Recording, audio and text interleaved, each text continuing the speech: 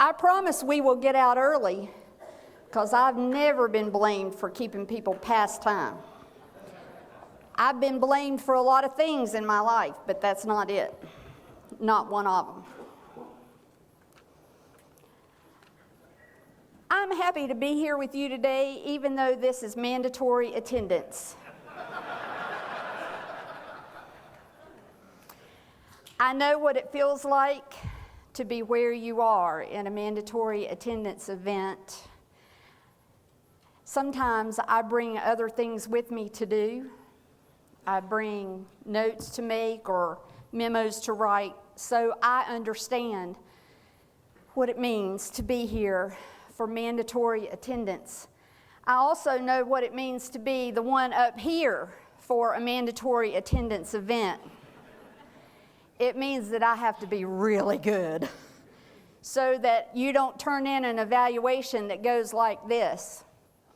Bishop, next time you mandate that we attend one of your events, please at least invite a presenter who can talk as fast as our ears can listen.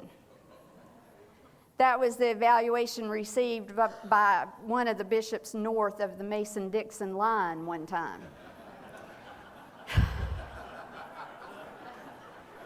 It is what it is.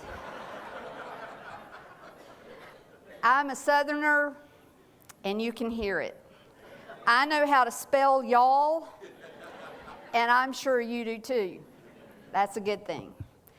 I had this evaluation thrown open publicly one time. I shared this with those at the table, Scott in particular. I was teaching a clergy sexual ethics class in my own annual conference one year at a mandatory attendance event. And about 30 minutes into the event, a pastor stood up at the back of the room. We were in a sanctuary, not a room like this. I was standing in front of the communion table with my teaching partner, and behind us was a large, beautiful cross. We were presenting clergy sexual ethics. You can say, ugh, if you want to.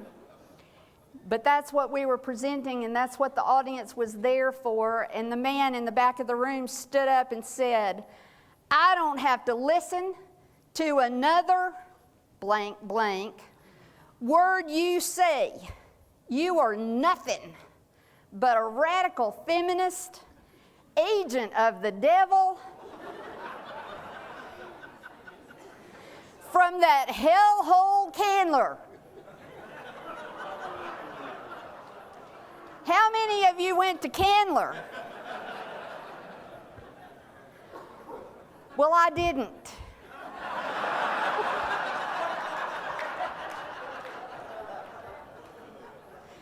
There were 3 district superintendents in the room that day, and one of them got up and escorted the man out.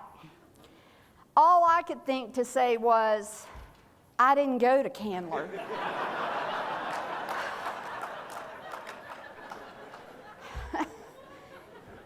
I've thought about that a lot. I went to Emory to law school, and I guess if he had known that, I'd have been in really deep trouble, wouldn't I? So, I know what it's like to be where you are, and I know what it's like to be where I am right now. I believe that we are here because God called us to be here. You might not think that God called you to be here for safe sanctuaries in a virtual world when He called you into ministry. I can tell you right now, I never predicted that. When I heard a call to ministry, I wanted to be a minister and a lawyer. I wanted to be a dirt lawyer for the church. Do you know what a dirt lawyer is? Real estate lawyer. Trust and estates. Now, how cool would it be to be a real estate lawyer for the United Methodist Church? Do we have some dirt? Do we want to keep our dirt? I thought that would just be the coolest thing. And over the years, I've done some of that. But over the years, that's been the least of our problems. And instead, I got called like this. I went to seminary. I worked in a local church, in more than one local church, in children's ministry and in youth ministry, and at the conference and jurisdictional levels too. And then I went to law school, and then General Conference met, as it does, we know, every 4 years. And it passed a resolution saying that we as United Methodists didn't believe that child abuse had any place in our ministries. And General Conference called upon its agencies to produce written material to assist conferences and local churches in developing safety in their ministries, so that those who led those ministries would do it in ways that would protect the children and youth and those who work with them. I was good with that. I was not a delegate to General Conference at that point, but I thought that made sense.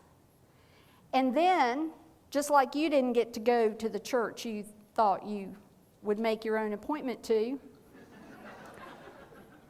I went to a CEF conference in the fall of 1996, and someone from the General Board of Discipleship said, "Joy, you're the only one we know who is a minister with children and youth ministry experience and also a lawyer, and so we want you to write this book." And I said, like Jeremiah, "Oh, no, not me. I've never written a book before." They said, "Well, now's your chance." They were subtle. They offered me the chance to endorse a different book that had already been written. So they gave it to me there at the CEF conference and said, "Look over it and we'll get together for breakfast in the morning. And you can tell us what you think." It was a 400-page book. So I stayed up and I met them for breakfast and I said, "No, I can't endorse this. My church in Atlanta couldn't live with this." They said, "Why?" Because I said, my church, the church that I've always been a part of wherever I've been in the United Methodist Church, lives by love. And this resource is based on fear.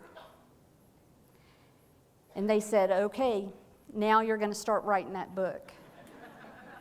I couldn't say no because I just trashed the alternative, right?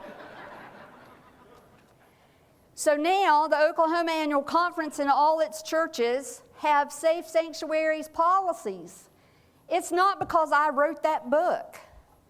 It's because General Conference has continued to raise up for us the value and the importance of integrity in every ministry in which we engage. It's because we, the people in our churches, know that we live in love. And because we do, we have the power in the church more than any other institution in which we participate to overcome and vanquish fear and evil in this world and the virtual world. I told at the lunch table a story about purchasing my first BlackBerry. My daughter, I have an only child. She's an adult now. She keeps reminding me. So I got my first BlackBerry, and it would make pictures, and I could send text messages on it, but I was afraid of all that. I thought just answering the phone was good enough. But I made a trip to South Dakota for a training, and the training was at Lake Ponset. How many of you have ever seen Lake Ponset? It's beautiful. I loved it. And the most amazing thing I saw there, besides the lake, was white pelicans. If you go to the beach in Georgia, South Carolina, or North Carolina, you can't find white pelicans. They're brown. But at Lake Ponset, they're white. So I was inspired to use that first BlackBerry to make a picture and send it as a text message to my daughter. So the first return text message I ever received was, "Welcome to the new world, Mom." I was afraid of technology back then, and I have been afraid of technology in many ways since then. But you know what? I've changed. I've come to a conclusion that technology is not going away. We cannot revert to the use of smoke signals for communication. And because we are the church, we have to understand it and use it for what? What is our mission statement as United Methodist?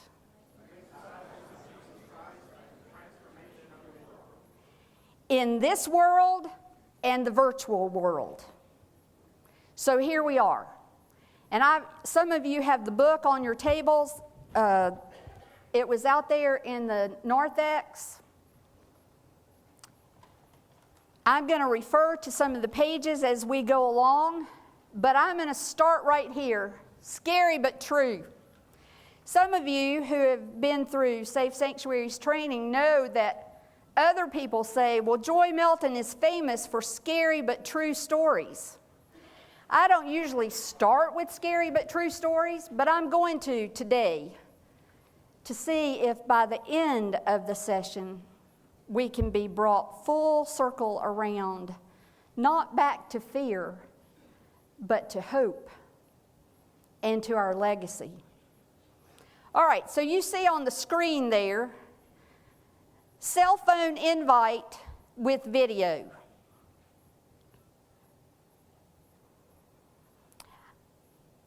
I'm the only deacon in full connection in the denomination, as far as I know currently, who goes to work every day at her law firm. I have an extension ministry appointment. We have another deacon in full connection in my annual conference. He goes to work every day at his extension ministry appointment at the United States Bankruptcy Court. But I'm the only one that goes to my own law firm and gets phone calls like this.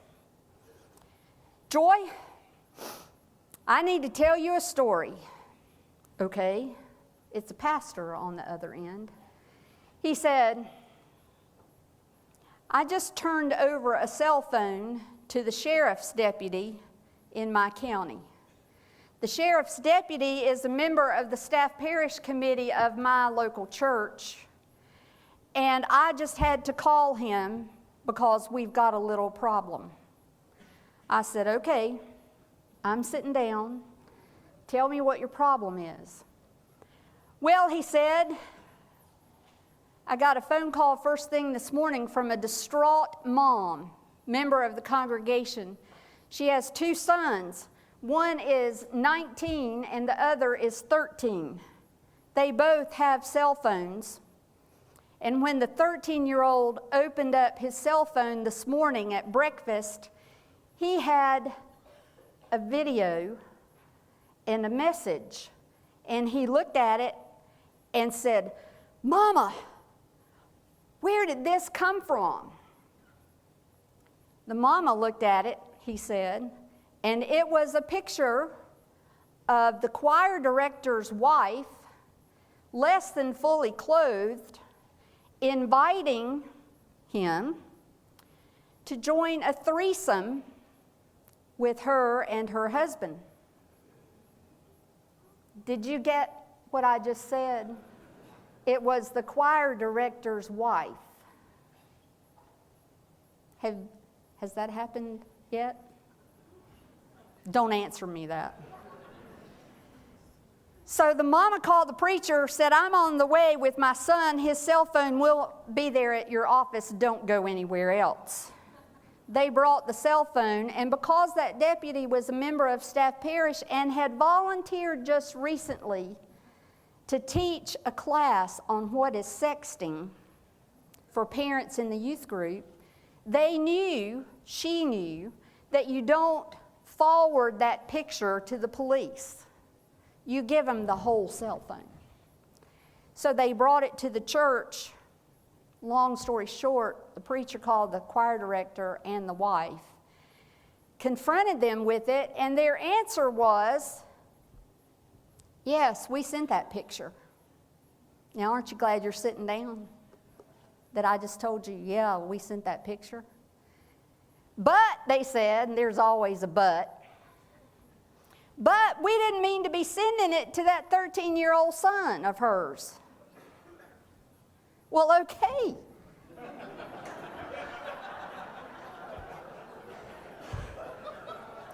Tell me who you meant to send it to, and maybe it'll be all right. That's what the preacher said. They said, we meant to be sending it to the other son.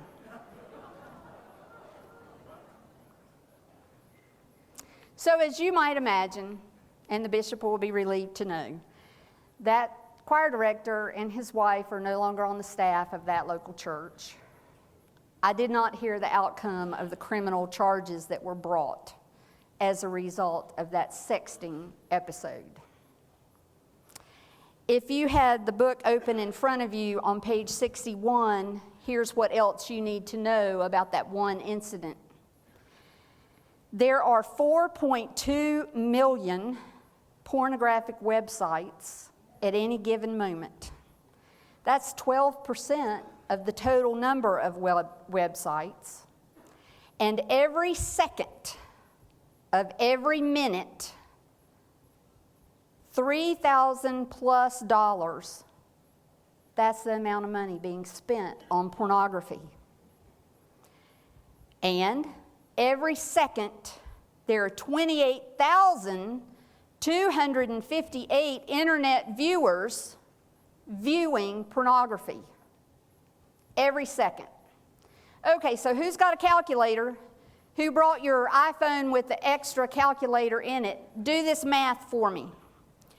$3,075 times 24 hours.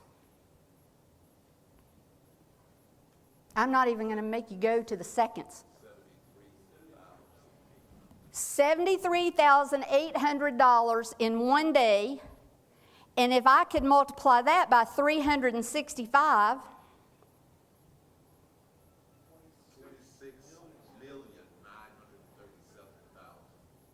what could you do with $26,900,000 and some thousand in ministry? What's your annual conference budget? $20 million. You could grow. You could be in mission, transforming the world. And if you look farther down on page 61, you see that 90% of 8 to 16-year-old kids have seen pornography online. Not because they were looking for it, but because those who purvey pornography online set up key words, search words that our kids are likely to run into in homework assignments, such as White House, or likely to run into when they're playing games on their iPads, like Pokemon or Candy Crush. They don't have to go looking for it intentionally, and heavenly days we hope they're not going to. But sometimes they actually can't avoid it.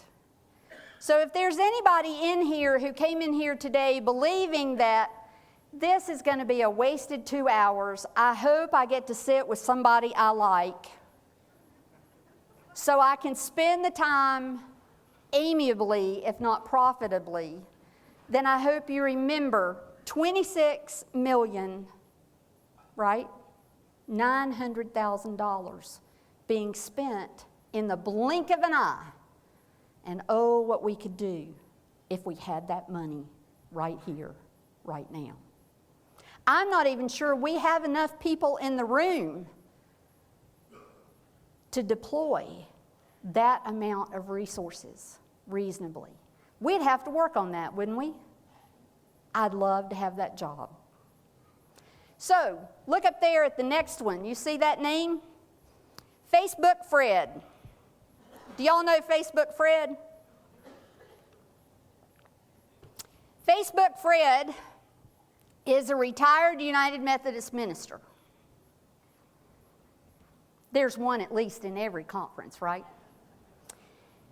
He was the greatest thing when he was serving churches. He was everybody's friend, everybody's pal, everybody loved him, everybody knew him.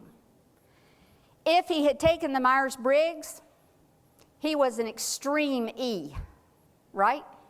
How many of you are extreme E's? You don't have to raise your hands. I'm the complete opposite.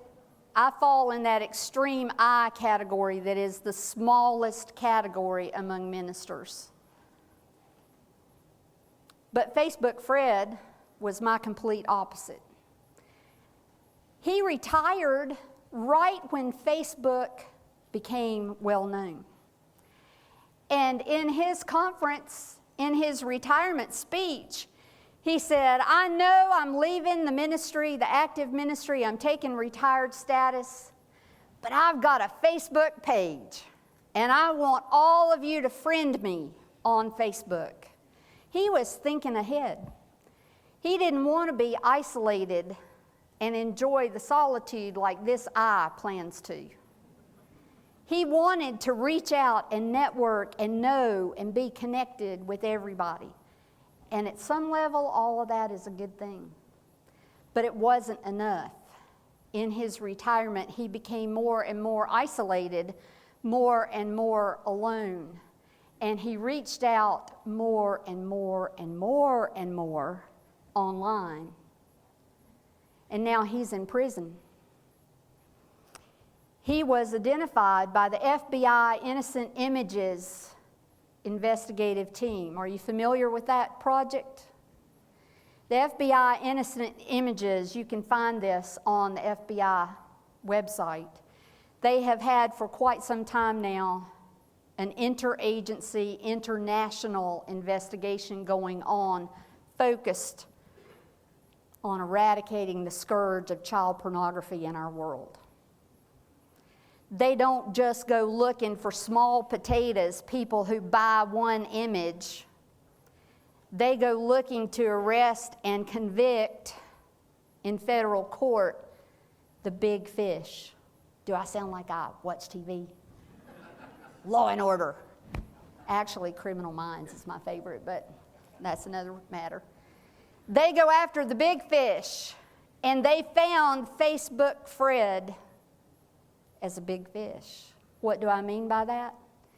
He had purchased scores and scores of images of child porn, made contact with website after website, paid money for all of this in his loneliness. He's in prison now, and his sentence was long enough that that's where he'll die. I don't think that he has access anymore to Facebook. The Innocent Images investigation also put one of the Boy Scout leaders in jail. They found hundreds and hundreds, I'm talking about national leaders, one of the architects of their Too Deep Leadership program. Do you know what that is in Boy Scouting? They developed Too Deep Leadership for the same reason we developed Safe Sanctuaries, to eradicate child abuse in their programs. And one of the architects of that problem was one of the ones arrested not too many years back by the FBI Innocent Images. Why have I told you these two stories?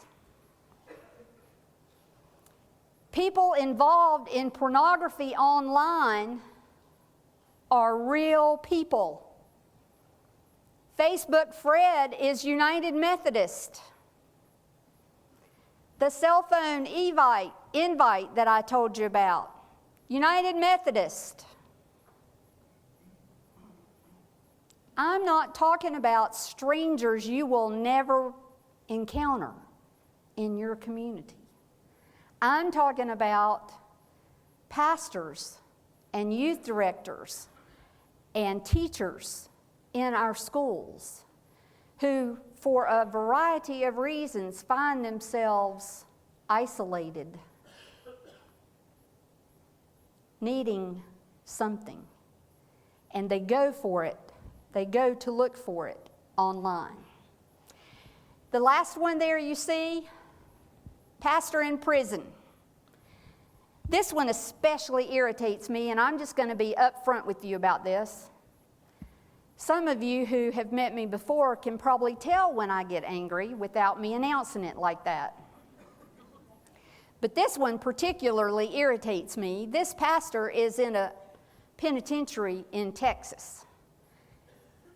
And he was put there after the FBI tracked him down to his desktop computer in his study at the United Methodist Church, to which he was appointed as the pastor in charge, and found hundreds and hundreds of images of pornography.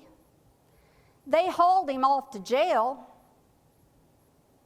Then he was sentenced, and his sentence is so long that by the time his 3 children graduate from high school, he'll still be there. He's no longer a United Methodist pastor, as you might well guess. But here's the part that really, really aggravates me personally.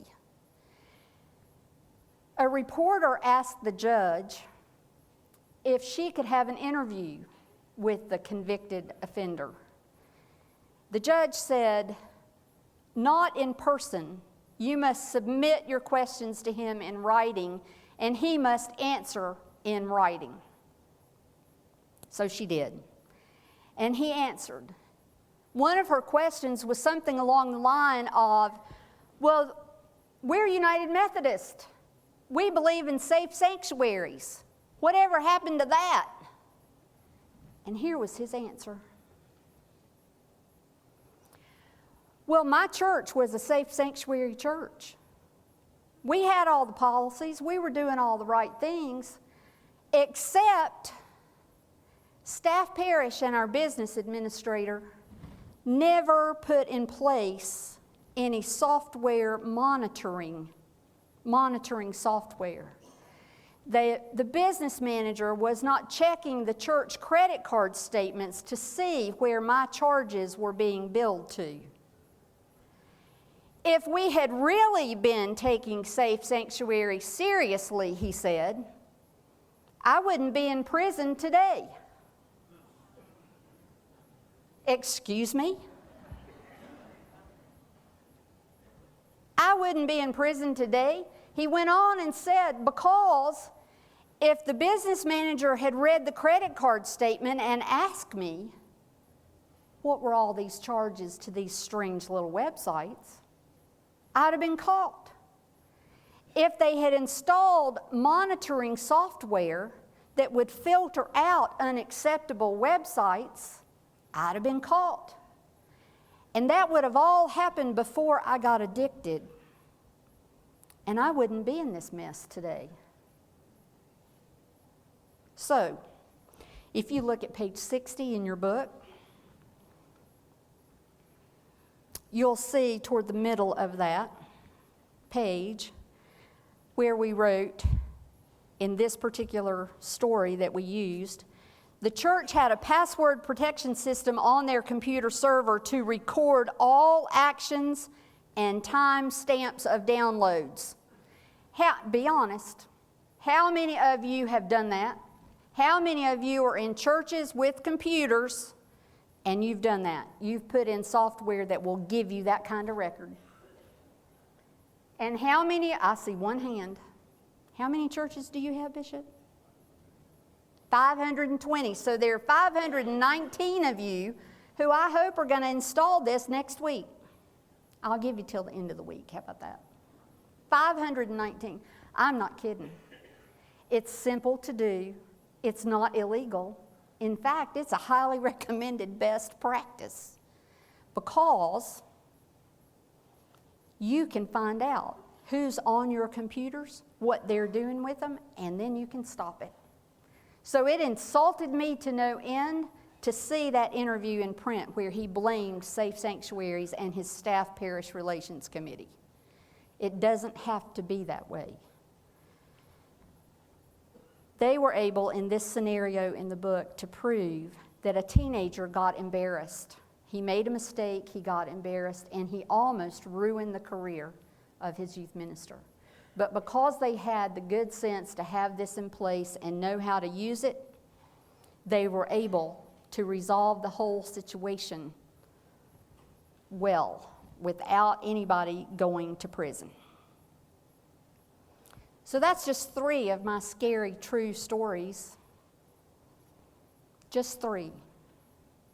What are the results for individuals? What do you think would have been the results for that 13-year-old boy in the first story I told you about? There had been, I'm guessing, others not as young as 13 who had received invitations from that choir director and his wife. We don't know what happened to them because they didn't come forward to my knowledge. What about for congregations? When Facebook Fred, the retired pastor, went to jail, it was a very, very public thing. And all the churches that he had served began to wonder. In the years before technology, who had he reached out to? How many were there around his conference who knew exactly why he was into pornography in retirement? And what does any of these true stories do for the integrity of your witness? If I get caught and sent to prison for use of online porn, or if I get sent to prison for cyber stalking, or if I use the comment section on my Facebook page to inappropriately, unprofessionally comment about the pastor serving that church I used to have, what does that do to the integrity of your witness in the virtual world, or your witness? Because you see, we don't have any privacy anymore. Oh, I know we have privacy settings. How many of you believe that keeps anything private? It makes us think it does, but there are always hackers, there are always ways around it accidentally or on purpose. And every time any one of us behaves online in ways that cause us to wind up in jail or cause us to hurt other people, we diminish the witness of the gospel of Jesus Christ. And I am here to tell you, we cannot afford that. The first class I ever taught on clergy sexual ethics was for the cabinet in the North Georgia Annual Conference. And during the discussion, one of the DSs looked at me and I said, you know, sexual abuse in the church is the only issue I know that has the power in my lifetime to bankrupt the church. The DS looked at me and he said, Joy, are you referring to financial bankruptcy or spiritual bankruptcy? What do you think? Both. If I were giving you a multiple choice question, the answers would be A, spiritual bankruptcy, B, financial bankruptcy, C, all of the above. And what would we say? C. Already, in the time I've been out of law school, the Catholic Church has spent roughly $1 billion in paying for claims and trials related to clergy sexual abuse. That's what they've admitted publicly. But to make sure we understand it's not a Catholic problem, the United Methodist Church has paid $100 and some million in a 10 to 12 year period of time during that same period that the Catholic Church has been paying out. Boy Scouts have paid, school systems have paid.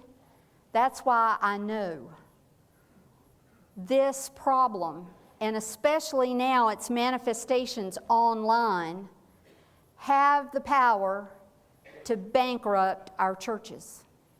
We have the risk in front of us that our grandchildren won't have churches to come to if we let that happen. If we don't wake up and smell the coffee and protect the gospel by our witness, by what we do and by what we don't do. There's trauma, there's bankruptcy, there's destruction of our witness. So now I've scared you with scary but true stories. Let's turn a little different direction. More like toward the front of the book, which is where I usually would like to start, but I wanted to get the scary but true stories out there on the table to make sure you were awake after that great lunch. What are the foundations for our ministry? Bishop Hayes brought us that word today. Ecclesiology. If I hadn't put it on the screen for you, how would you define it? It's not a Candler test. It's the study of the church. When I was putting this PowerPoint together, my husband was sitting, I was on the couch and he was on the love seat, which is at right angles in our family room. He had his smartphone in his hand and I had my laptop on my lap. And I said, "Tell me who wrote I Am the Church." He said, "Just a minute." And he punched it right in and it popped right up. So I'm happy to say that I Am the Church was written by Avery and Marsh and published in 1972. And I didn't have to go to the library to find it. All I had to do was have my husband Google it while I sat right there. And that's a good thing about technology, right? Can you sing that song? Do you know it? We are church together.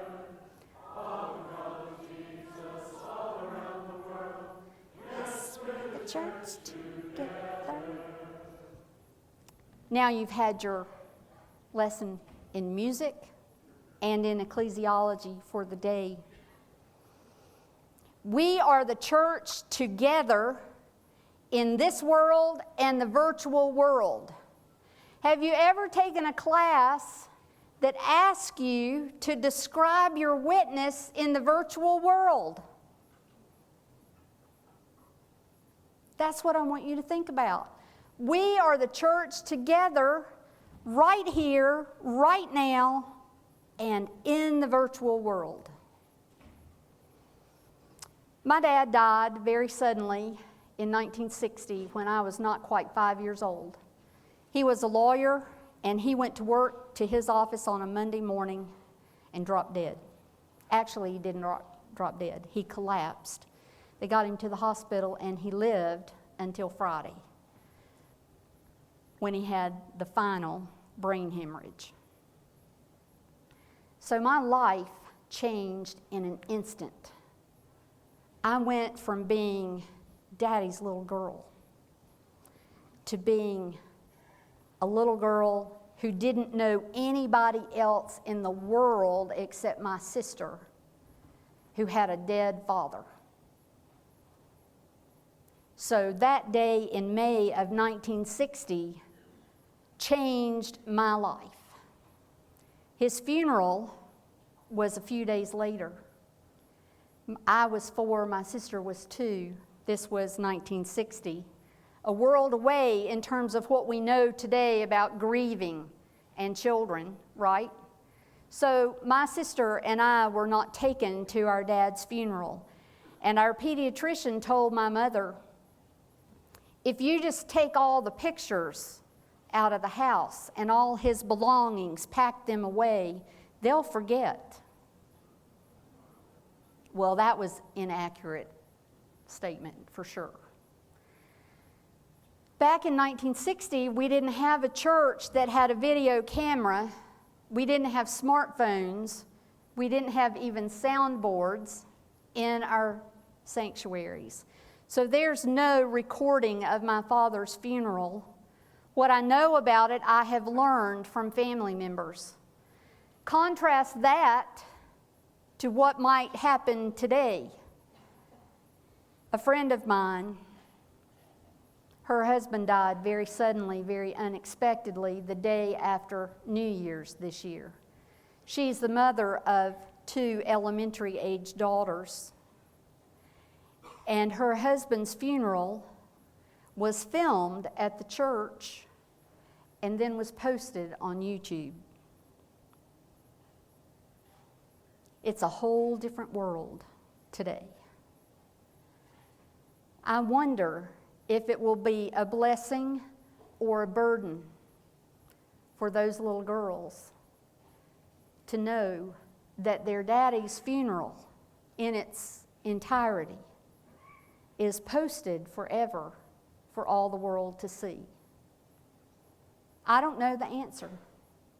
I don't know if it would have been a blessing for me to have that or a burden. But I still remember the shock when my granddaddy came home and said, Daddy won't be back. I remember that. Now we have all of this virtual world opportunity. What are we going to do with it as the church? When my granddaddy came back and said, your daddy's gone to heaven, he won't be living at your house anymore, who stepped in and made my life go on? That's not a rhetorical question. Take a guess. The church.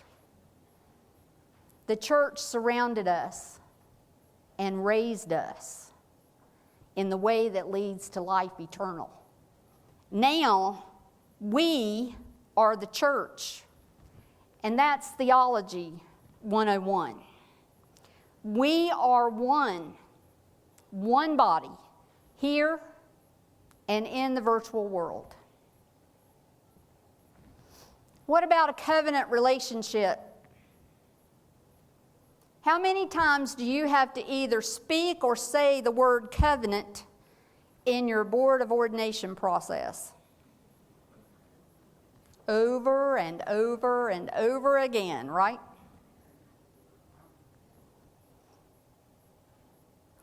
I think of it like this. We will bear with one another in love. We will be in authentic relationship with each other in this world and in the virtual world. And if we're going to be authentic, then that brings us to ethics. We all know about clergy ethics, not just sexual ethics, but ethics. If you're a clergy person, you live a little better, a little differently, right? You're setting that example. And so, why not also in the virtual world? This is printed in the book. I put it in the PowerPoint. I'm sorry that print's so small. I tried to make it as large as I could, and it's still hard to see it from the floor, isn't it? So let me read it out loud. We must live with God's household rules. The life that God gives cannot be lived alone. It must be lived in community, the church, of love and forgiveness. Grace is universal. None are excluded from God's love, compassion, and justice. Steve Manskar wrote that. I love the way he phrased it. We must live by God's household rules. I'll give you the citation. His book was called Opening Ourselves to Grace, the Means of Grace and Discipleship. Why is it so hard to live by those household rules online? We seem to sort of get it in terms of being at the church, right? We seem to pretty much get it when we're out in public, although I admit to calling a few drivers in Atlanta some choice terms when I'm the only one in my car. I told my Sunday school class that I have a favorite name for drivers that get in my way. It's a word that starts with A and ends in E. It's 7 letters altogether. And one of the men in my Sunday school class said, "Oh, you must mean awesome."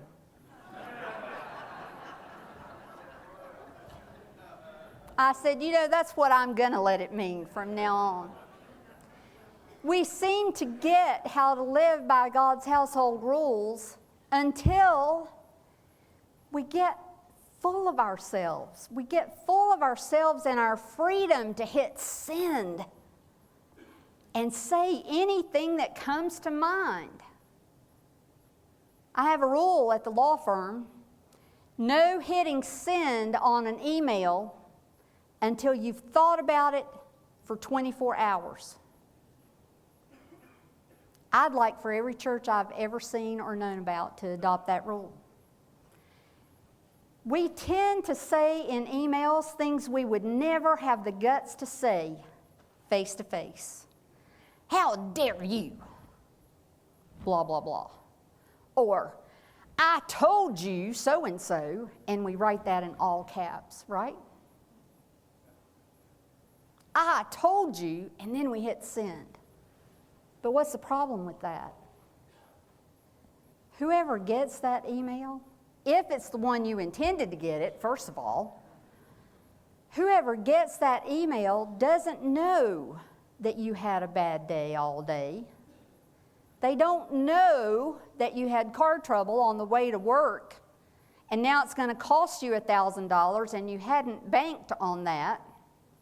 They don't know any of that. All they know is now you're fussing at them, and they can't understand why. So what's so hard about living by God's household rules in the virtual world? Here's my definition for us of Christian ethics. Guiding principles showing us what is acceptable or not for those who bear Christ's name and witness through word, action, and thought to the love, grace, and mercy of Jesus Christ. We witness whether we say a word or not. We witness by our choices, by the places we are, every way. Okay, so I'm the lawyer. I've told you a few scary but true stories. Now, the next reason that we need safe sanctuaries in a virtual world is liability. And I put that last because that's where it belongs. Yes, sexual misconduct and abuse has the power to bankrupt us spiritually and financially. But honestly, you got lawyers that'll help you with that, I hope. From the perspective of the integrity of the gospel, of the faith community, legal concerns can be our least concerns. The primary questions I want you to deal with are we really being the light of Christ in a dark and hurting world? When I started thinking about that question, as Michelle Foster and I began to write this book, that's when I experienced my own transformation about the use of social media and the virtual world for ministry.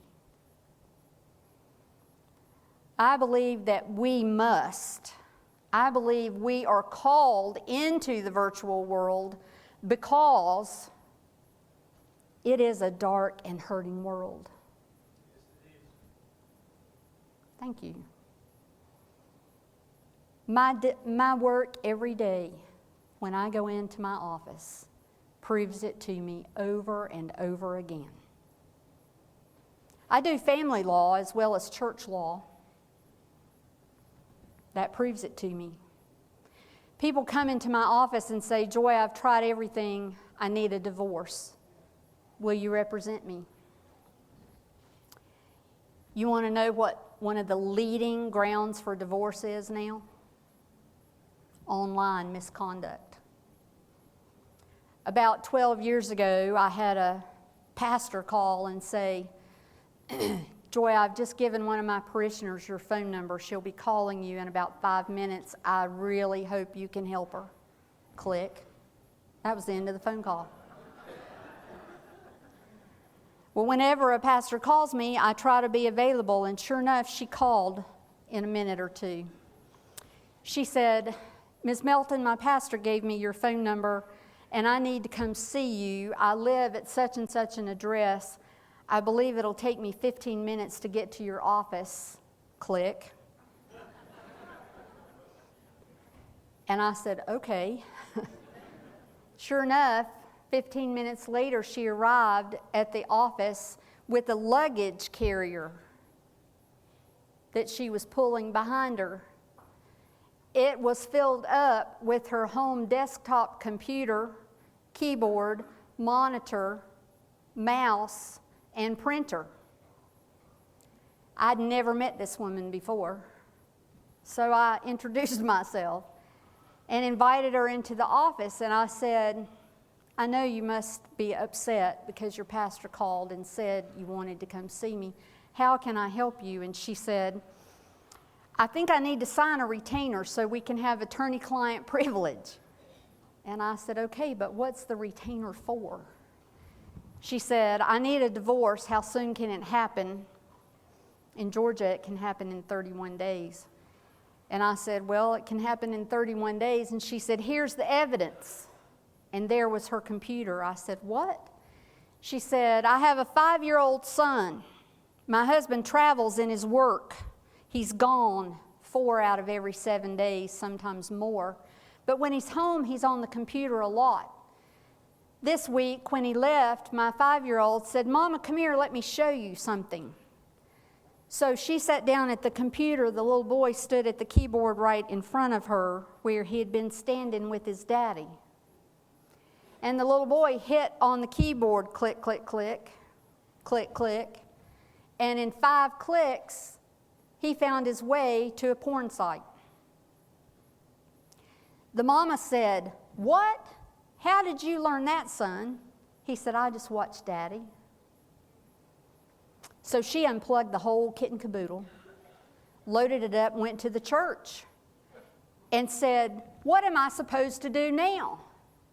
My son, who hasn't even started kindergarten yet, knows how to get to porn sites online. What am I supposed to do now?" So there are 2 points to this story. She didn't call a lawyer first. She went to the leader she trusted the most. She went to her pastor. She could have come to any one of you, and she would have needed the best help you could give her. That pastor entered into counseling with her, got her help. I helped her get that divorce.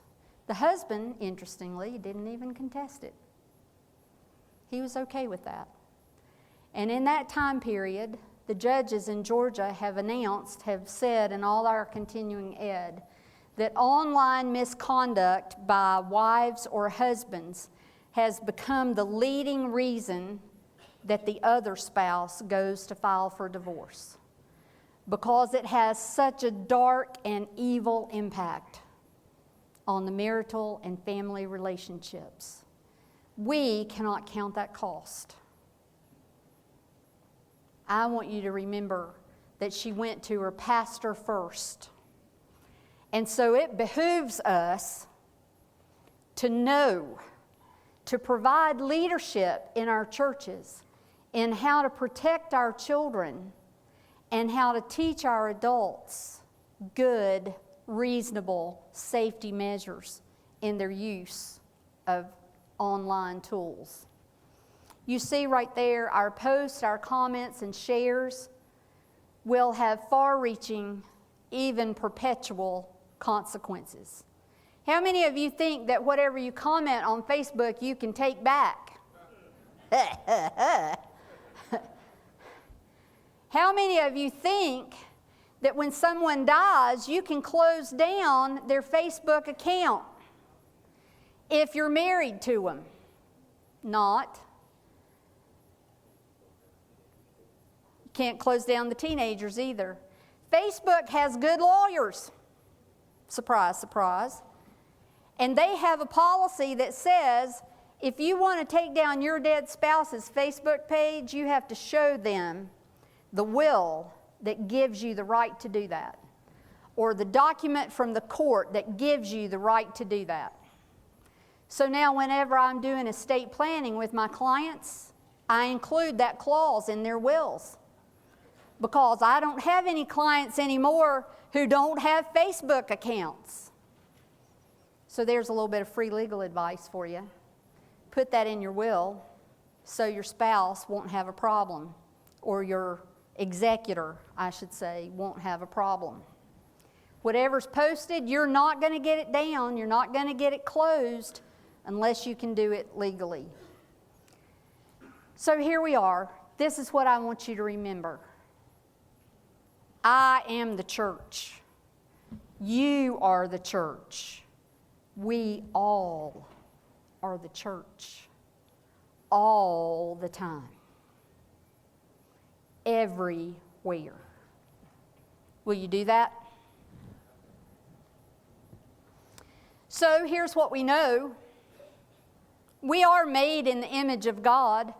My Sunday school class currently is studying The Wesleyan Way by Scott Jones, Bishop Scott Jones. We were on session 3 this Sunday, and in the substance of that Sunday school lesson, he writes, we are made in the image of God in multiple ways, in 3 ways.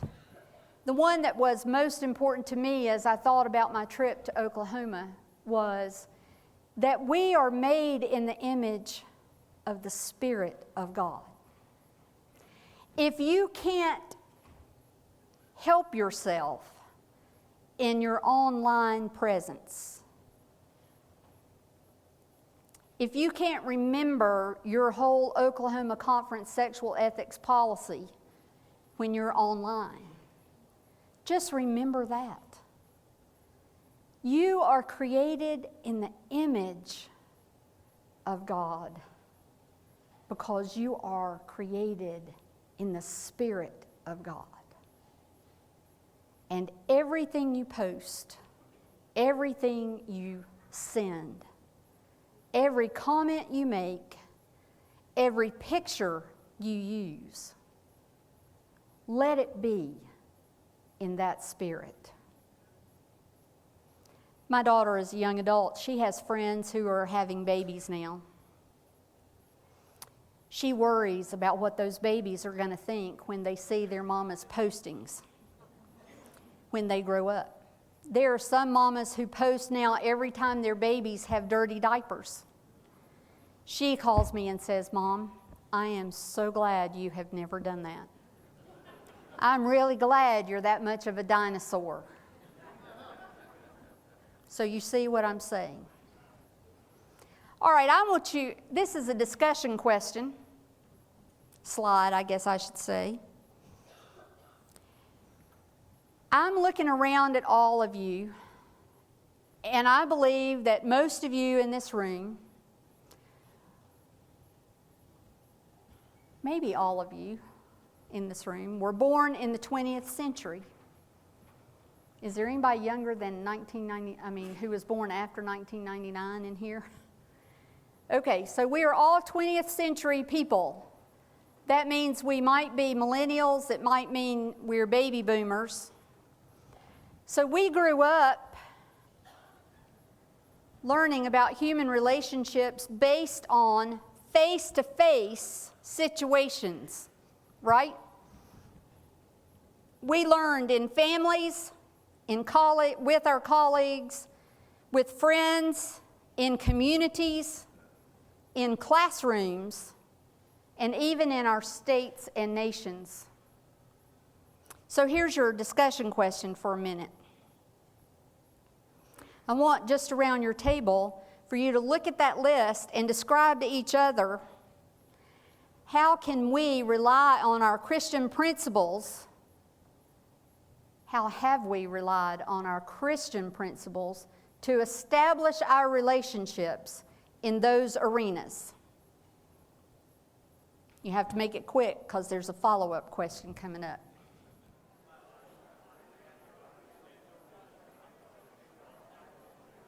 Okay, I see you have lots of ideas.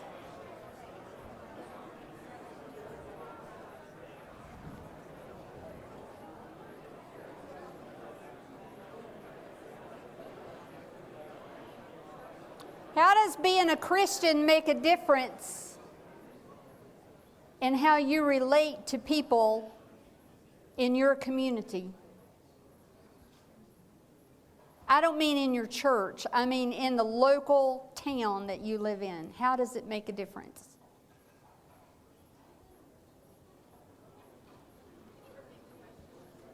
I said, how does being a Christian make a difference in your relationships in the town where you live? I'll give you an example. I grew up in a little tiny town in North Carolina called Cherryville. It was a great place to grow up. I still love it. I actually still own property there. There's a minister at one of the churches there. There is a ministerial association, and it's open to all the ministers of all the churches in the town.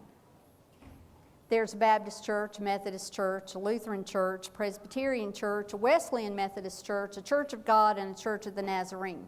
So it's a small ministerial association, right? All of the ministers in the town, except one, belong to that ministerial association. He chose not to join because he doesn't live in that town. He commutes to work, or this is the story I've been told. I don't know the man personally. He lives about 15 miles away, and if he joined the ministerial association, which meets for breakfast once a week, he'd have to come to work early. That's how they talk about him. So my example is all of the ministers in the ministerial association have joined because all of their congregations expect that of them. And it's good because it allows them to plan community worship events together.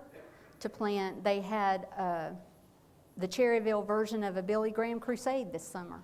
It was great. But that one outlier, that one who chose not to join the ministerial association, what's happened to him? Well, people are joining the churches of the ones who belong to the ministerial association, and the ones who are not in his church, they're out there talking about him. And some of them know that I'm a minister. When I go home to Cherryville to visit, they even say, "Can you believe that guy doesn't belong to the ministerial association?" So most of you are in not huge cities like Oklahoma City, right? How does your Christian witness define your behavior in your communities? Well, let's look at this. Technology tools, I believe, and the availability of relations in the virtual world change the personal interactions we can have. And it changes the way we've relied on getting to know people. Facebook Fred, remember him? He was able to put out there any persona he wanted to reach into that dark world we talked about. A whole lot of what people knew about him online had nothing to do with the reality of who he was. I guess that I could put on Facebook anything I wanted to. My daughter changes her status photo, her, what do you call it? Cover? Yeah. Changes the picture on her Facebook page just willy-nilly. I mean, she might change it 3 or 4 times in one evening. Not me.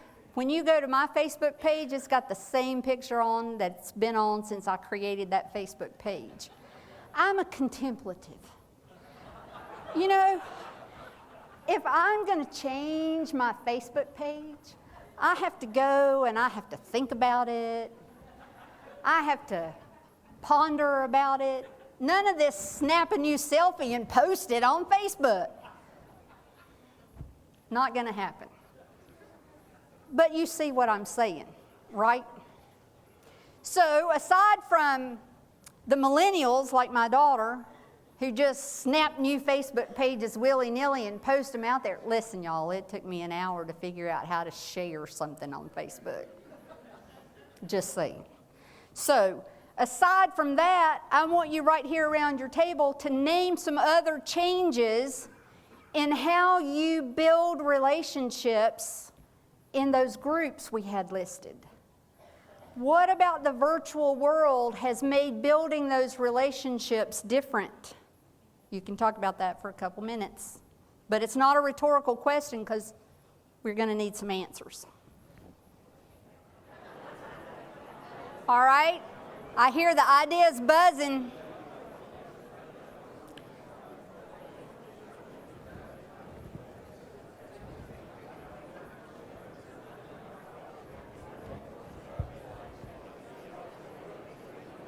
So what are your answers?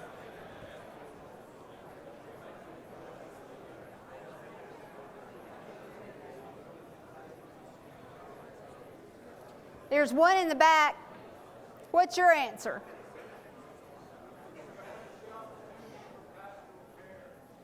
It expands the opportunity for pastoral care.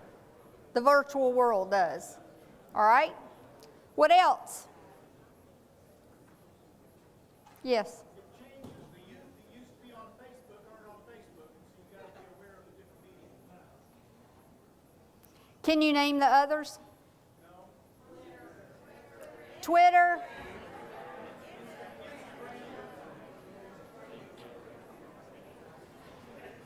Where is it? Which one of those is it that does Throwback Thursdays? Facebook, but there's another one. Is it Instagram? Okay, so here's how I learn everything. It's from my daughter. I go to Facebook one day, and she was with me when this happened. I looked up Facebook on my smartphone. Don't get me started on genius and smart. Anyway, we were looking at Facebook, and she had posted a picture from her childhood, that hashtag TBT. And I said, okay, honey, what is hashtag TBT? And she said, oh, come on, Mother. Throwback Thursday. Why do you think I put a childhood picture up there? So, I'm just saying, for all of you who are of a certain age, I just want you to know that TBT might not stand for some kind of vaccine your grandchildren are getting.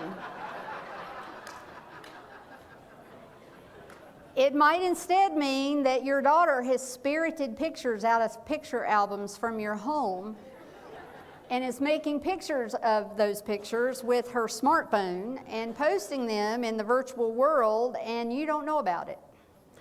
So if you looked a certain way 25 years ago with that certain hairstyle you wish you never had, just be forewarned. And if some of you gents had hair as long as mine back then, just saying. What else? So you need to know about Twitter and Instagram and Pinterest. I thought Pinterest was a place that you only saw furniture store ads at first, because my daughter kept posting pictures of upholstery fabric she wanted me to look at. What else? What else do we need to know about building relationships online? Yes? When you're face to face, you can get nuances of expressions, and you know the difference between sarcasm and something that's straight and it stops there.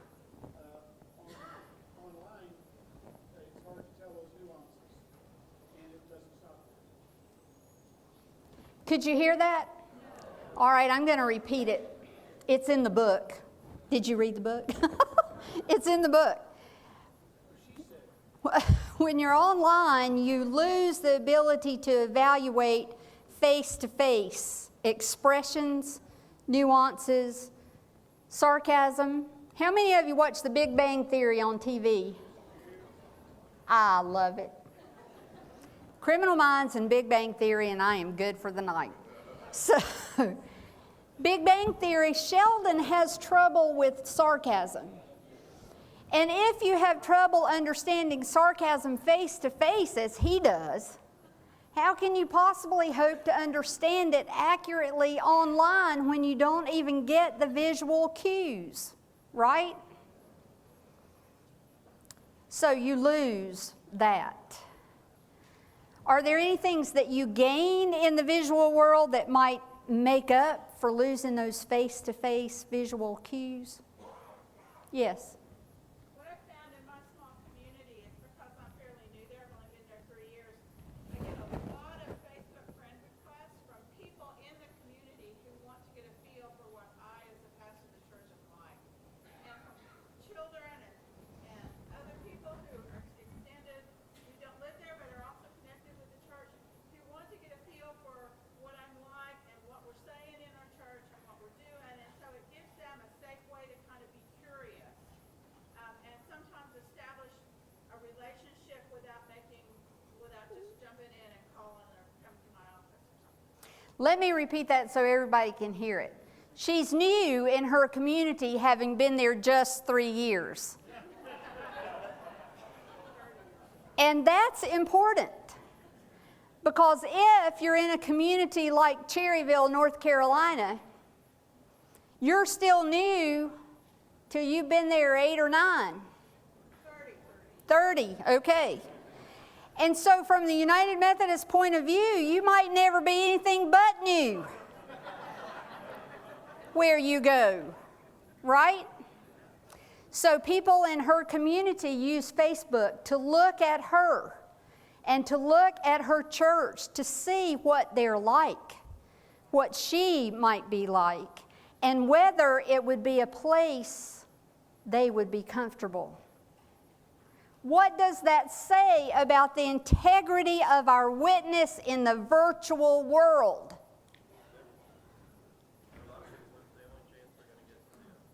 He says, Facebook and social media may be the only chance for some people to see us, to hear the Word of God only online.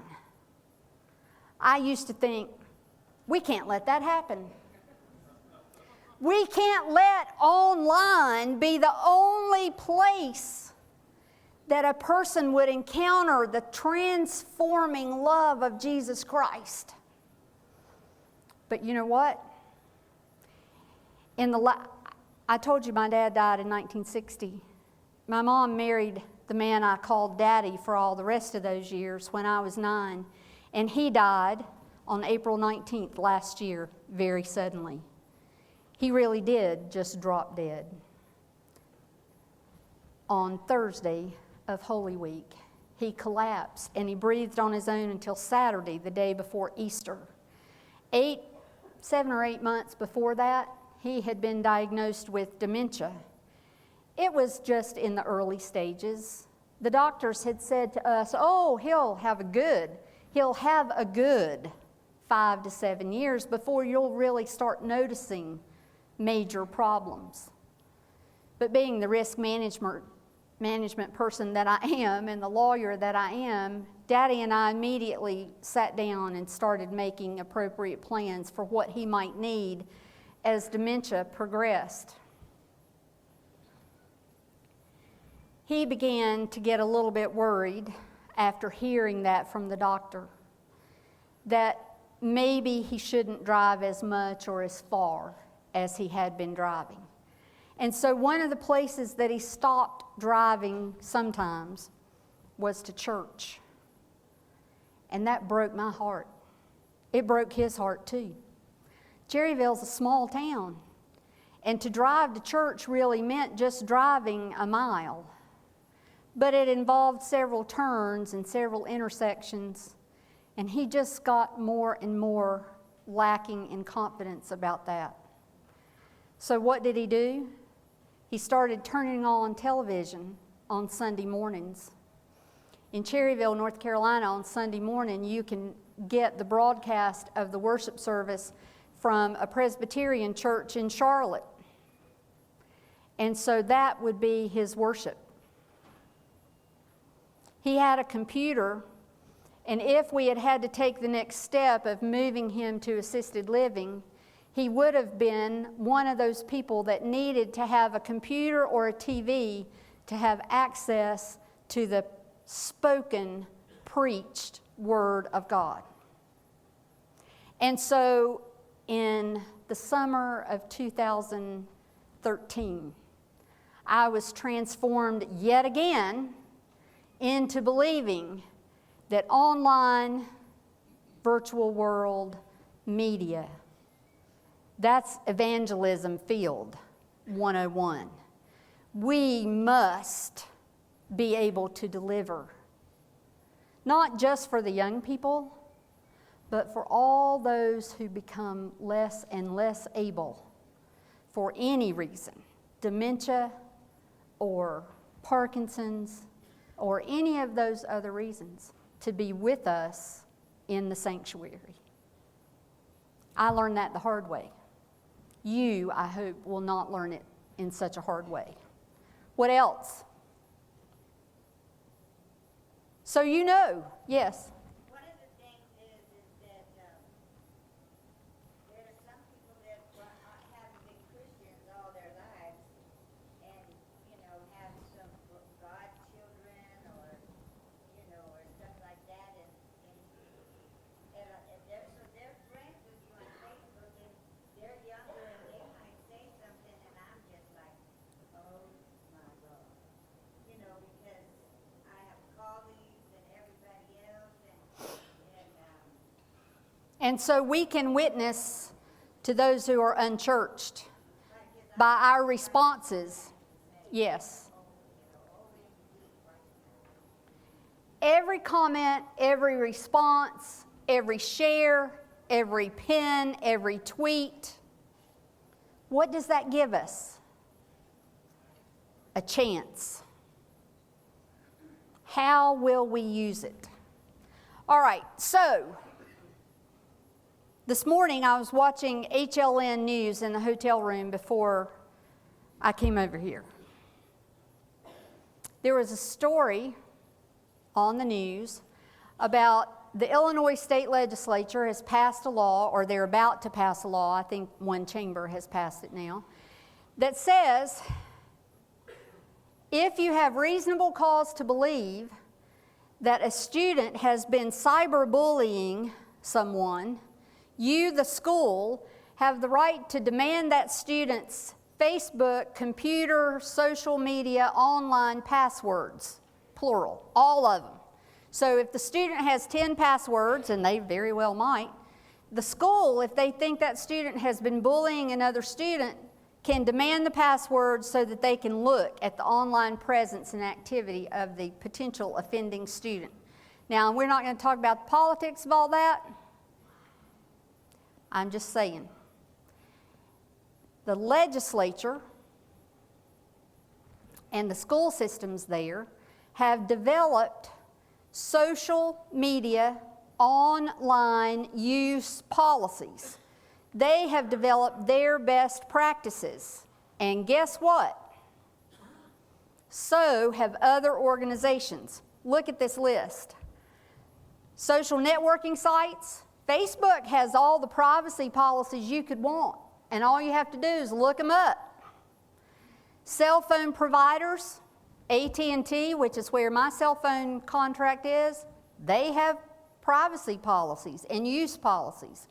Governments, I just gave you an example. Schools, I just gave you an example.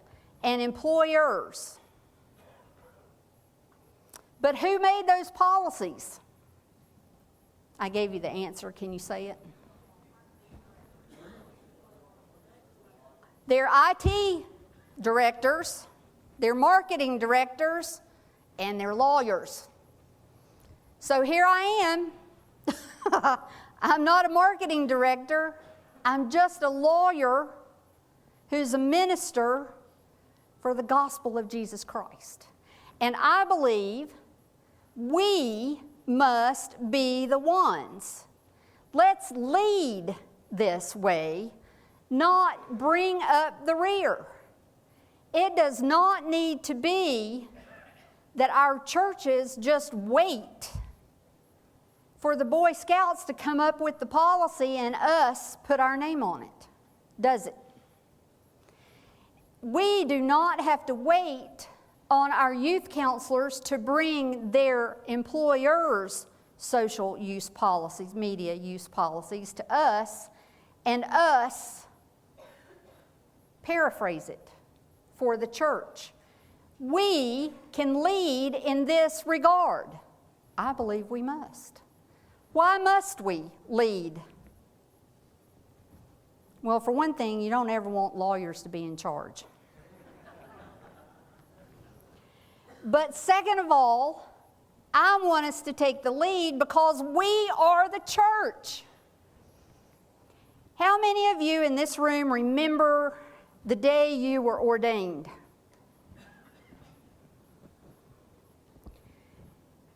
I was ordained in 1997 as a deacon in full connection in the North Georgia Annual Conference.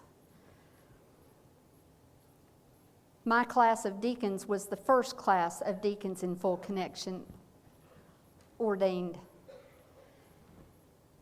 And I will, until dementia strikes me down, remember kneeling in that auditorium with the bishop coming along and putting his hand on my head and saying, "Take thou authority, Tina Joy," because that's my whole name. Take thou authority. Did all of you hear that when the bishop did that to you, for you? Take thou authority.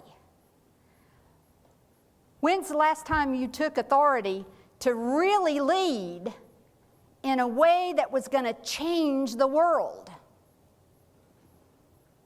Well, right here's an opportunity. I want us to take the lead and develop for our parishioners, for all the parts of the communities that we're living in, the example, the policy, the procedure, the covenant, so that whenever we are encountered in any online arena, we are recognized. And how will we be recognized? As disciples of Jesus Christ. Take thou authority.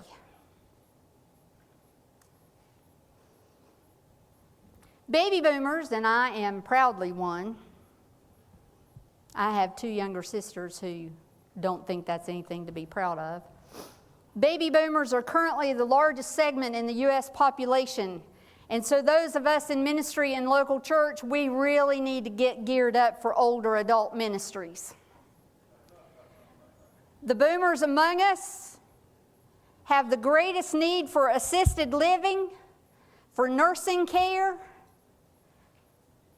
and for the Word of God. Because we currently are the largest demographic group in the United States that has not been evangelized.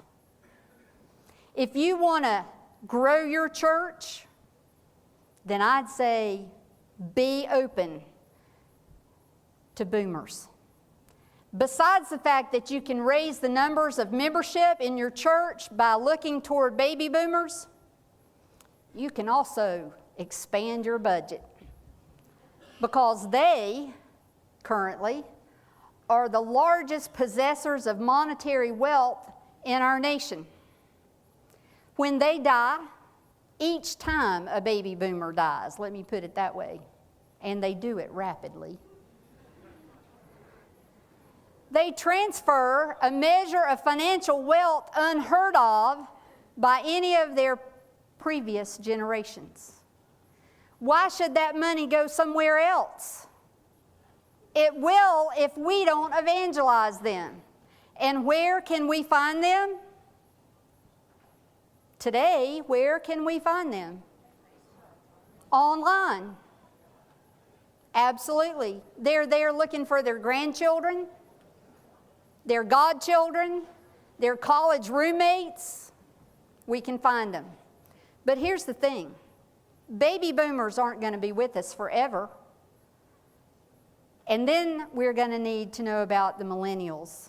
In the next 15 years, millennials will become the largest segment of our population. You can find this kind of information at Pew Research. Their website is fantastic. Well, here's my question. How will that generational shift impact our concept of leadership and communication in the church? Are we going to lead in the virtual world to reach all these people? Or are we going to say, well, we have this beautiful sanctuary, y'all come. We're open on Sundays at 8:30 and 11. Be there. Aloha. Right? You have to answer that question. I can't lead the Oklahoma Conference the way your bishop has so ably, and as all of you will. But if you plan to be the Oklahoma Conference of the United Methodist Church by the time my family bush has ended, see, my family never lives old enough for it to be a family tree. I'm currently the oldest living member of my family and I'm the only one who hasn't had a heart attack. So from my family bush to your family tree, how are you going to lead in communication? That's what I want you to think about. We have to be able to set boundaries. Words are the gospel. On the plane yesterday, I was reading a biography of William Wilberforce. How many of you know who that is? Hot dig. The author said that there came a point in time in William Wilberforce's life that he recognized words were the most powerful tool in the world. And he wanted to be able to use words to change the world. And he did. Through his efforts of almost 20 years, the slave trade carried out by Britain and its colonies was abolished. And then the institution, the legal institution of slavery itself, a few years later, was also abolished. And he is given today a huge amount of credit for both of those things because he knew the power of words and using words for good. Parents set boundaries for children for communication, right? Teachers set boundaries for, and employers set boundaries for. The church can lead all of these if we only will. Let's think about how we communicate, how we talk. We call people a lot, don't we? Text message, call. It used to be that the United Methodist pastor in Cherryville kept a log of every family he visited during the year. And by visit, that meant going to the house to see the whole family. The mama, he made an appointment, and the mama cleaned up and made sure she had iced tea and pound cake ready to serve him. Don't you wish? It's not exactly the same anymore. We visit or conduct business in people's homes or hospital rooms. I got kicked out of a hospital one time. I was there to visit a parishioner, to have prayer with a parishioner. And the nurse recognized me as a lawyer. And she said, "You'll have to leave. We don't allow lawyers in here." I was there in my role as a minister, but I've paid a price for being a bivocational minister. We do conduct business in hospital rooms and other places, unlike offices. And we are present with persons in their most vulnerable times. The family that was lifted up in worship today, your clergy person who died, you all will be in ministry with her children and her family. I could not think, as I listened to that story, of a more vulnerable time in the lives of her children. And I've already told you what happened to me. I know that the church was the church and saved us. I hope and believe the same will be true for her children. But it is times like that that we must not fail.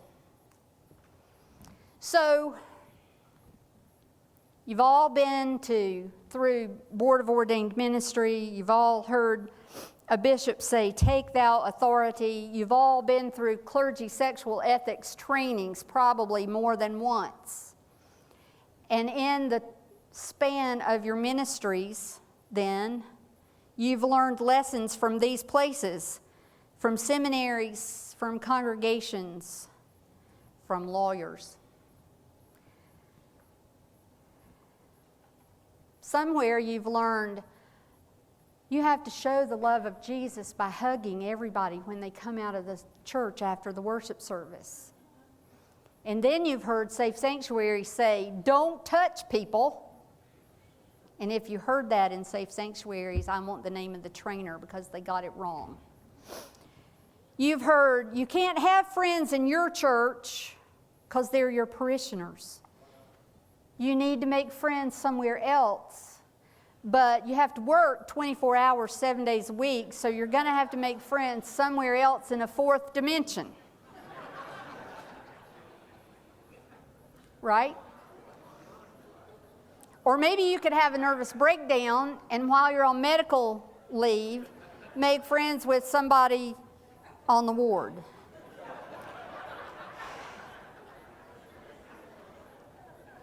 You've been told that you have to always be available. And then you've been told, limit your availability for your own well-being and preservation. There's a dividing line in conferences that I've come to recognize, and that is those in the conference who went to seminary and they were told, you're always available. If a parishioner calls, it doesn't matter what time of the day or night, you have to answer the phone. And then there's another group that went to the same seminary but a few years later, and they say, well, you might be a parishioner. They see your name on caller ID, by the way, when you call, when the parishioner calls. You might be a parishioner, but I'm watching The Big Bang Theory right now, and then after that I'm going to bed, so you'll just have to leave a voicemail. That's what goes through their head because they don't answer the parishioner's call right then, right? It's a generational thing, maybe not a total generational thing. So, what's the biggest authority for you in deciding how to manage these messages, how to live out your relationships? Are you going to go with what you learned in seminary? Are you going to go with what your congregation is teaching you, or the one before this taught you? Or are you going to let the lawyers teach you from the schools and the city council and the other employers in the area?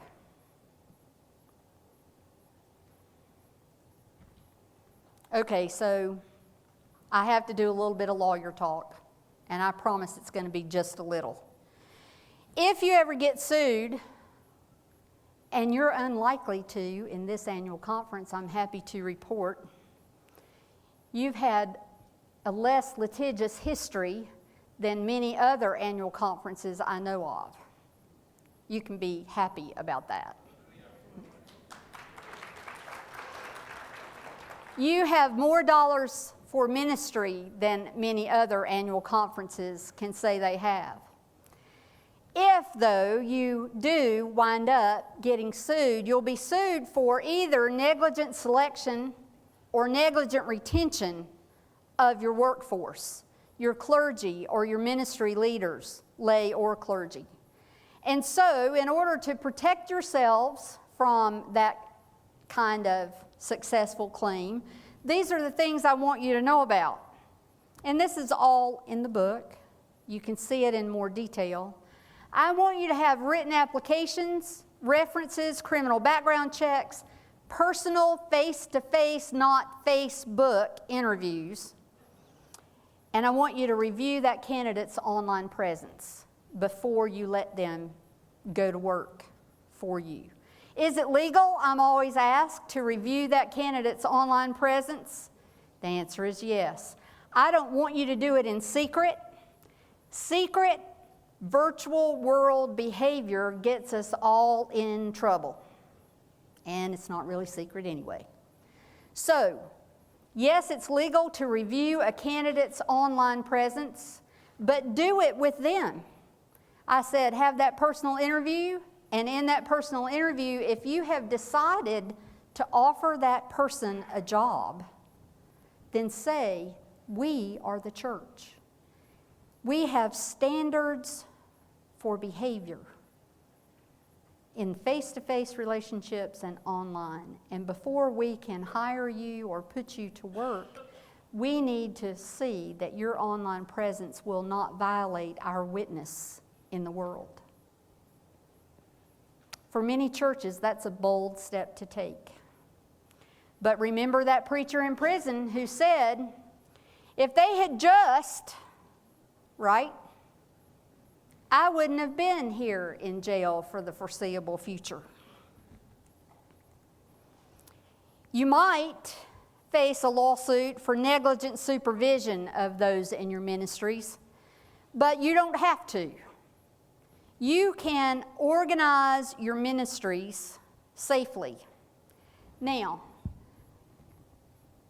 everyone here has been through Safe Sanctuary training designed for children, youth, and older adult ministries face-to-face in the real physical world. And so you're familiar with all of these things.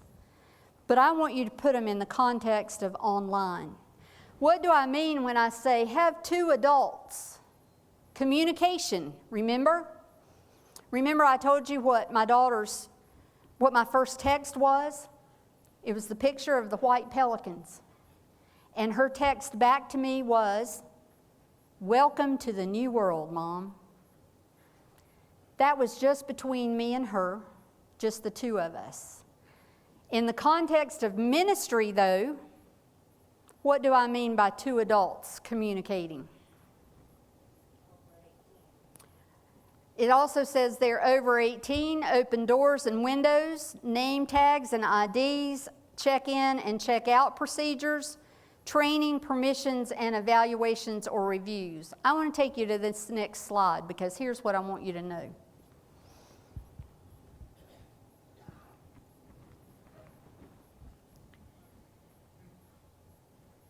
If you set up your communications policies so that your youth director or your senior pastor doesn't send text messages to just one youth,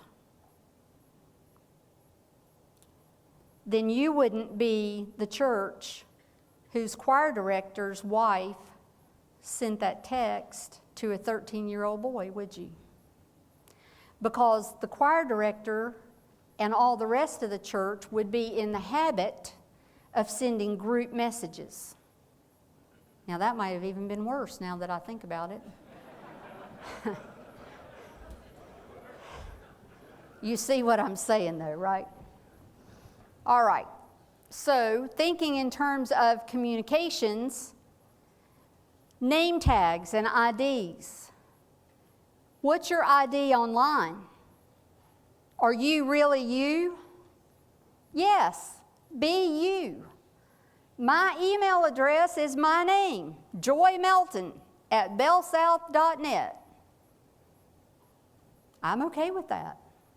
Somebody asked me one time, the publisher actually of the Safe Sanctuaries book said, "Joy, have you ever Googled yourself? Do y'all ever Google yourselves?" Well, I never had. And so I said, "No." And she pulled out a stack of paper. She had Googled me and found this much paper's worth of references to my name because I'm the author of Safe Sanctuaries. Who knew? That was a long time ago, and I haven't done it since. I hope everything out there would be worth printing. But how can I be sure? I am me. Be aware of your IDs. Check in and check out, training. Once you go to your local church and put together your online safety policy, I want you to train everybody involved in your church with a computer. Staff parish, trustees, the business manager, all the clergy people, all the parents, and all the children. Because every time you train one or one group, you've just witnessed to that group. And you have exponentially increased the reach of the gospel by your training. I want you to use permissions. How many of you have church websites? And how many of you have soccer teams at your church? Well, my church has both. And we have a policy that the soccer team's pictures can't be posted if the children on the teams are identified by name. You see what I'm saying? That's the kind of thing I'm talking about here when it comes to permissions. Because there are some people who don't want their children's faces and names out there. Why? Because once they're out there, they're out there. And they can be used for inappropriate purposes. I want you to do evaluations and reviews of your staff members based on your social media use policies. First of all, I want you to do evaluation and reviews. Some of you might not do that. Some churches think, well, we're the church, we don't need to do any evaluations. But I want you to do annual evaluations of your staff and your leaders, and I want that to include how have they used appropriately your social media during the year. Have they followed your guidelines? Have you received complaints because of inappropriate use? Don't wait till the annual review. If you receive a complaint, address it right then. But that use of technology, back to the one in prison, if his church had only had that monitoring software and had a finance person who was looking at the credit card statements. Please, that is basic, right?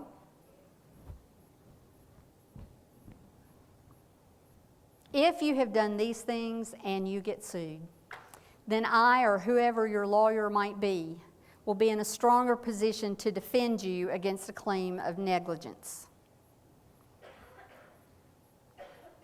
Basically, I want you to strengthen the integrity of your witness and minimize the possibility of secrecy in your ministries. I put this in leading children as an example. Children's ministry is easy to use as an example here, but honestly, it doesn't matter what ministry your church is involved in, whether it's youth ministry, retreats, missions, older adult ministry. We all need to understand this. We are the church wherever we are. Our children live in the virtual world much more easily in some ways than we do, but because they are children or because they are older adults moving into senility and forgetfulness, possibly dementia, they have fewer filters and less ability to execute good judgment. We need to protect them. Cell phones, look at this number. 91% of American adults have a cell phone as of 2013. I went to check that last week to see if Pew had changed their numbers, and it's still relatively the same. You can get updates from sites like Pew. 44% of the adults use their phones to record video. 67% find themselves checking their phones for messages or calls even when they don't notice the phone vibrating. Bishop, how many people do we have in this room today? 350, and I guarantee you that since I haven't checked my phone, there might be 349 people in the room who have surreptitiously looked at that phone. Now, see, he's bold. He's got his right here wide open in front of God and everybody. He's got his phone on the table. You know, I appreciate that. I'm okay with the openness of that. But that number is just astounding. 67% are checking even when it didn't vibrate. Are you really that anxious to have a friend? And look at this last number. 44% of cell phone owners have slept with their phones next to the bed to make sure they don't miss a call in the night.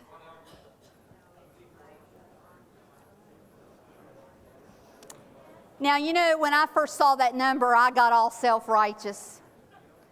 Oh, I would never go to bed with my cell phone.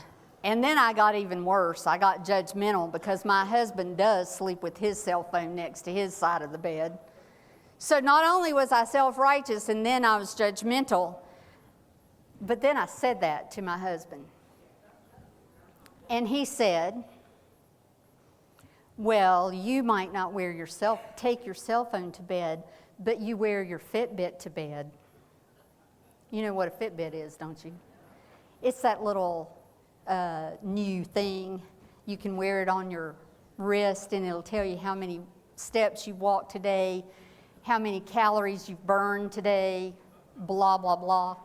Well, if you have the version that I have, and you hit it, you tap it twice when you lie down to go to bed, that puts it in sleep mode.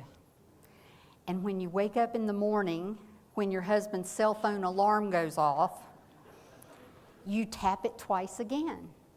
And then it's synced to my cell phone, my smartphone. And on my smartphone, it tells me, Joy, you slept 4 hours and 39 minutes. And then I'm depressed the rest of the day. Because I was in bed for longer than 4 hours and 39 minutes and I wasted it. So, it's not just cell phones that can interrupt our rest. It's technology, period. Best practices for ministry leaders: communicate with parents before you communicate with your children and youth using the online means. And parents can expect you to communicate with them first. Facebook, I checked this again last week too. Virtually, you notice I said virtually, all of us use Facebook and all these other possibilities. 15% use Twitter. I think that's actually higher now, but I couldn't find a number for it. 100 plus hours of video are uploaded to YouTube every minute. So if we've been here since 10 o'clock this morning and it's almost, 3? My watch is on Eastern time. We're not going to be late. You needn't worry. That's 5 hours. So 5 hours is 300 minutes. 300 times 100 is how many YouTube videos? Lord have mercy. And out of those YouTube videos, how many of them do you think would assist us in spreading the gospel of Jesus Christ? I don't know the answer to that, but I would love the opportunity a year from now to be in front of a group like you and say, in 2015, 100 plus hours of video witnessing to the power of Jesus Christ were uploaded to YouTube. Can we do it? Of course we can. We only have to have the will to do it. Cyberbullying and cyberstalking, these are felonies in virtually every state. Your leaders need to understand so that you can teach your children and youth to protect themselves. I'm not going to quote you Oklahoma law here, but it's easy to find out. Just call that deputy who happens to be in your congregation. Education, education, education. I have an undergraduate degree in Christian education, a master's degree in Christian education, and a law school degree, all from United Methodist schools. So I am a firm believer that education is key in everything that we do, everywhere we go. We need to be the ones leading. Don't rely on the host organizations such as secular employers or secular child and youth serving organizations. You do this work. You and your parishioners do this work and then share it in your communities. And your communities will be better for it. What about specialized ministries? Sports ministries? We had a little bit of a meltdown in my local church in sports ministries because we have adult volleyball teams that play every week. And the coordinator started to send out the schedule for the whole league.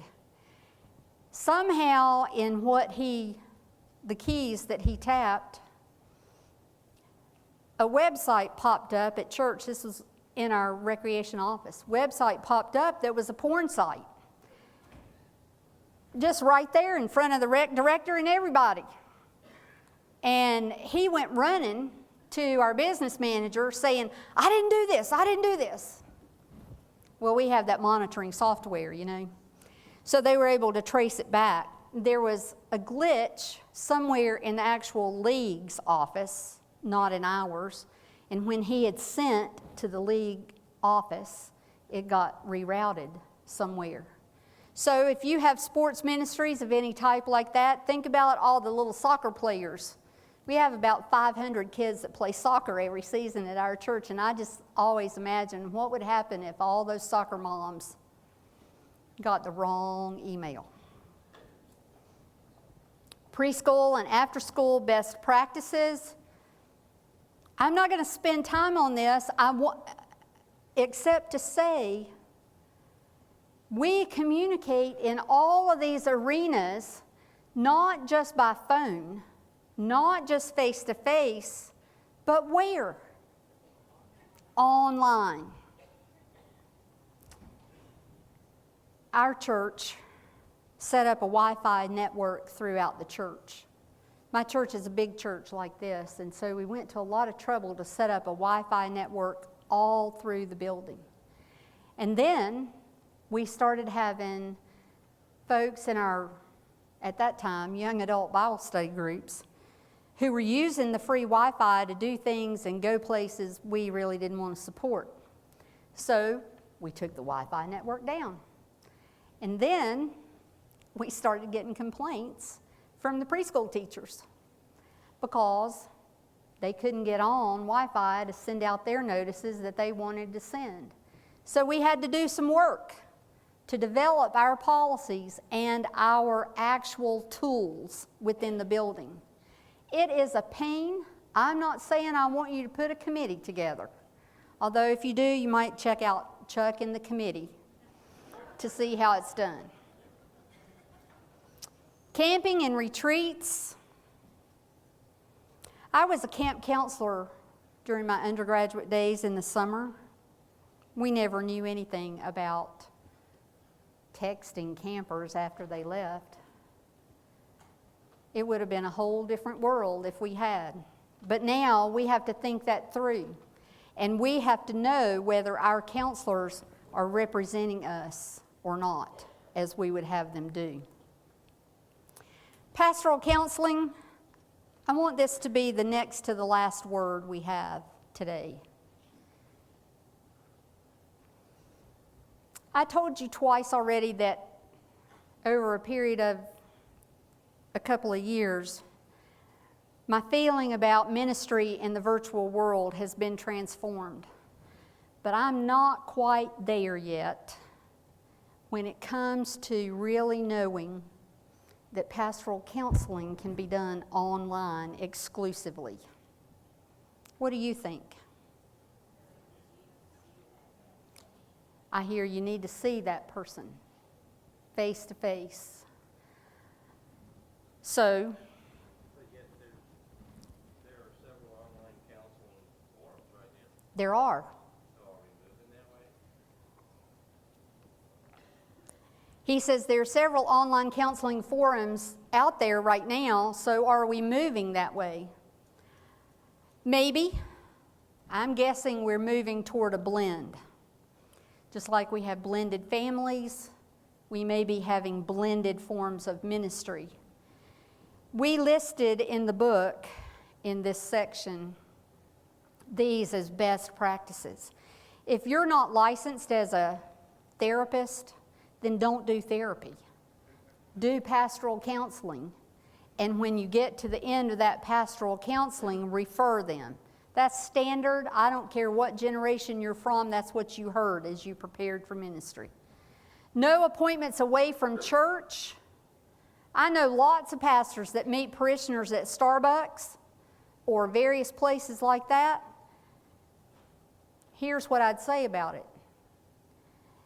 If you think you're going to meet a parishioner at Starbucks or somewhere similar because they are in crisis and you want witnesses,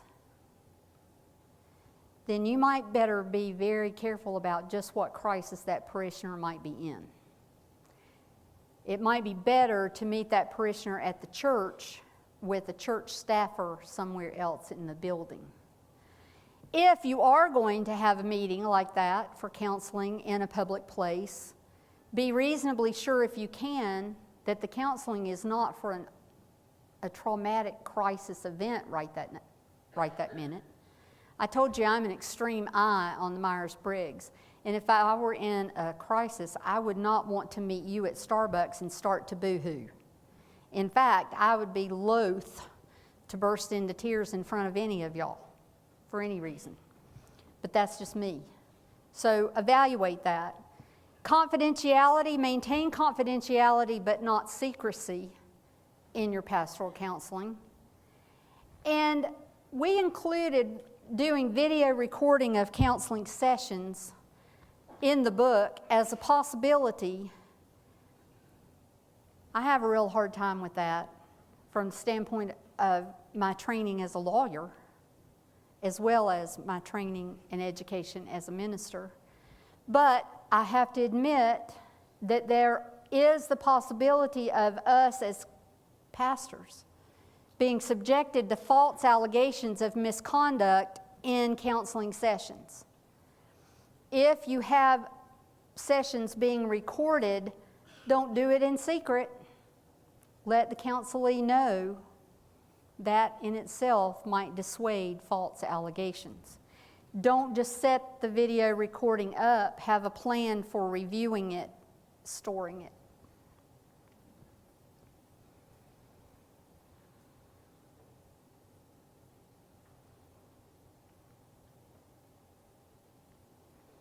This is what I want you to know.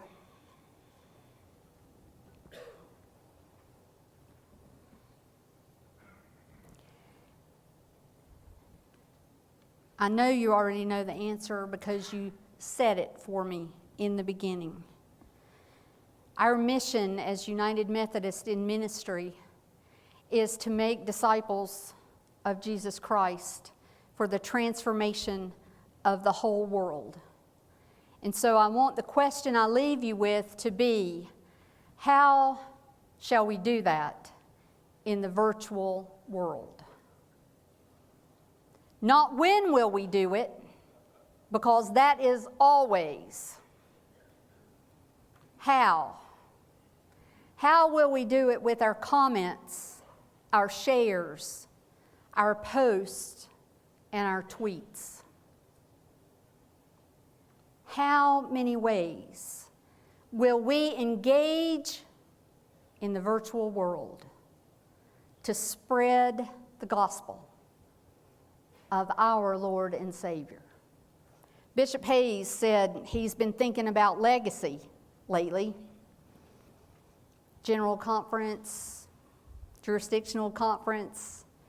We're a quadrennial group, so all that's coming up, I know. So when I think about legacy, I told you the beginning of Safe Sanctuaries, General Conference action in 1996.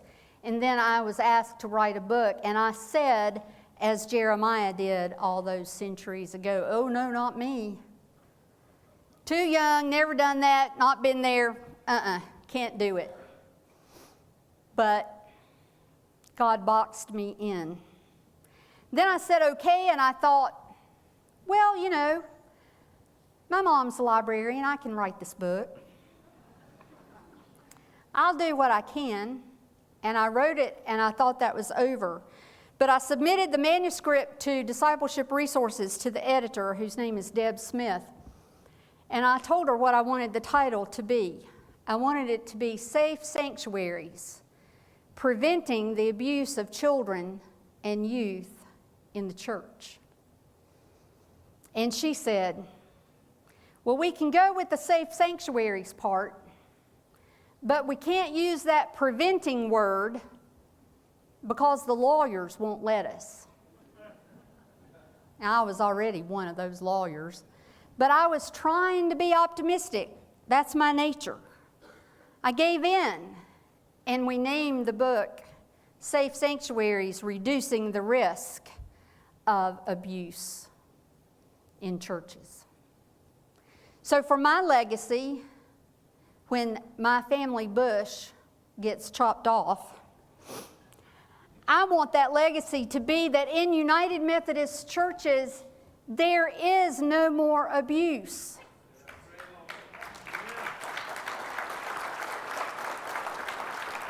Thank you. Because we know what to do. And because we do it in this place and in the whole virtual world. Take thou authority. I'm not a bishop. I don't have a right to say that. But I'm the presenter here today, and I promised I'd get you out early. So I'm going to take authority and say, I want you, each and every one of you, to take the authority you were given upon your entry into ministry and be a witness online, in person, face to face, everywhere that God sends you. Amen.